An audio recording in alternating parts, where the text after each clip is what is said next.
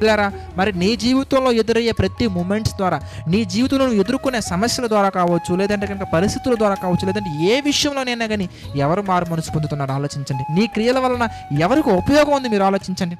కనుక మనము కూడా యేసుక్రీస్తు వారి వలె ఆఖరి మాట వరకు, నాట్ ఓన్లీ యాక్షన్స్ అండి, క్రియలలో మాత్రమే కాదండి, ఆఖరి మాట వరకు కూడా తండ్రికి ఇష్టమైనటువంటి బిడ్డల వల్లే మనం బ్రతకాలండి. మరి నీ జీవితాన్ని బట్టి, నీ జీవితం ద్వారా ఎవరైనా మారుతున్నారా? నువ్వు కూడా నీ ప్రవర్తన అంతటి మీద అధికారాన్ని మరి తండ్రికి ఇవ్వగలుగుతున్నావా? యేసుక్రీస్తు వారు ఏ విధంగా అయితే తండ్రికి ఇష్టమైన కార్యం ఎల్లప్పుడూ చేశారో మరి మనం కూడా చేయగలుగుతున్నామా లేదని ప్రశ్నించుకోవాలండి.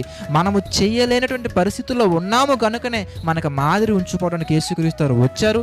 వచ్చినటువంటి యేసుక్రీస్తు వారు ఏ ఒక్క మాట కూడా సున్నా అయినను పొల్లైనను వదలకుండా పోకుండా ప్రతి మాట కూడా, ప్రతి లేఖనము కూడా నెరవేర్చి మనకి మాదిరి ఉంచిపోయారు. మన జీవితాల్లో కూడా దేవుడు మన నిమిత్తం కూడా ఎన్నో లేఖనాలు రాశారు. పాపాన్ని విసర్జించాలని, పాపాన్ని జయించాలని, పరిశుద్ధంగా బ్రతకాలని, లోకాన్ని జయించాలని ఎన్నో లేఖనాలు మన నిమిత్తం కూడా దేవుడు రాశారు. ఆ లేఖనాలు నెరవేర్చే బిడ్డలుగా మనం ఉన్నామా లేదా అని మనం ఆలోచించుకోవాలి.